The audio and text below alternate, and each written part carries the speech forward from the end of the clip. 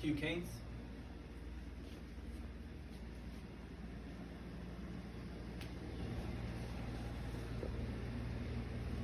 Good evening, everyone. As you already know, my name is Hugh Canes and I'm a phlebotomist.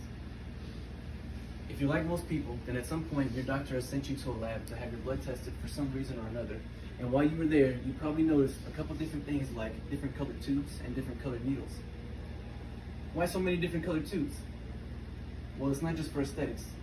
Each tube contains a different additive that will react with your blood in a different way in order to prevent it from clotting, and a couple even contain no additive that will allow your blood to clot inside them.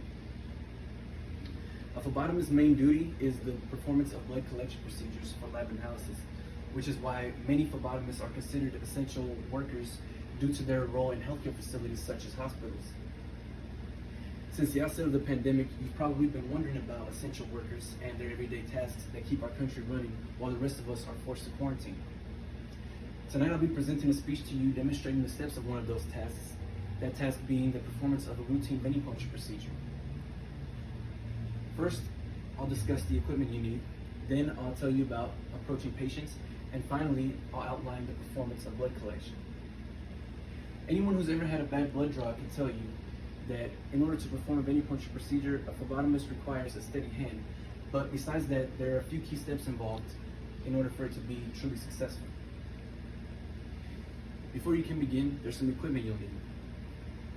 First, you'll need PPE, or personal protective equipment, meaning sterile examination gloves to protect your patient from infection and pathogens, a lab coat, and possibly a mask to protect yourself from infection. Though these days during the pandemic, you'll be wearing a mask anyways. Next, you'll need a blood drawing station, which will include a phlebotomy chair that comes with an adjustable armrest for proper positioning of your patient, and a sharps disposal container for disposing of any used needles or tubes that you fail to fill. In the case of a phlebotomy of a hospital phlebotomist, your chair will probably just be a hospital bed or a regular chair.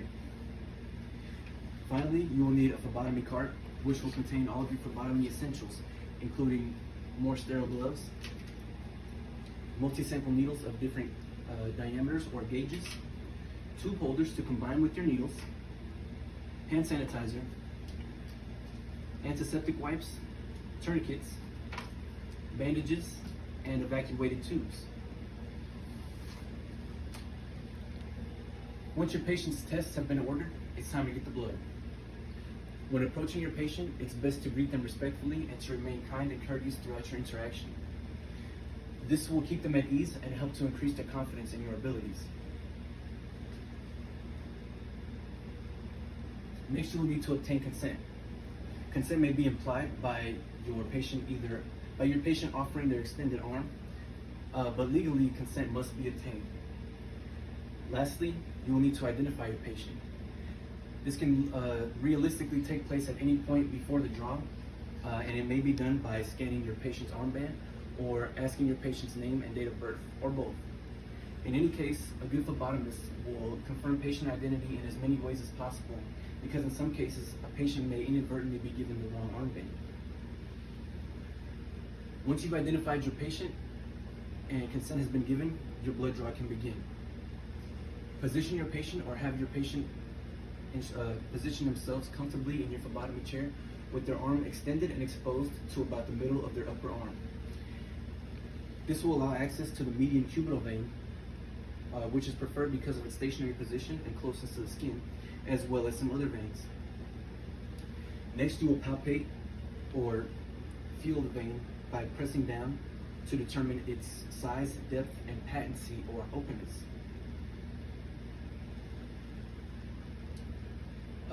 Once you've determined a venipuncture site, actually you can also apply a tourniquet at this point to assist you. Once you've chosen a venipuncture site, it will be necessary to determine the proper size of needle to be used. This is essential for preventing damage to the patient's vein as well as preventing damage to the collected blood cells. At this point, you can sanitize your hands and put on gloves. Next, you will assemble your tube and needle. Gather your required tubes, confirm that your tubes are not yet expired, and use an antiseptic wipe to clean the venipuncture site. allowing it to air dry, which will help to destroy microbes and prevent a burning sensation upon insertion of the needle. Finally, have the patient make a fist and anchor or pull down on the skin 1 to 2 inches below the venipuncture site to restrict vein movement and allow you to insert your needle while minimizing pain to the patient. Insert your needle bevel or slope pointed upwards and in line with the vein. Next, you will anchor your tube holder and insert your tubes in the order of, according to your facility's order of draw, filling your tubes completely as you go and mixing according to your facility standards. Following your facility's order of draw will prevent any additives from different tubes from spilling over to each other and causing individual samples to be no longer useful. Once your first tube has begun to fill, you can allow your patient to relax their fist. When your last tube is about halfway full, you can release your tourniquet, and when it has filled completely, you can remove your tube from your tube holder and simultaneously remove your needle from your patient's arm while applying a bandage to absorb any bleeding that may occur.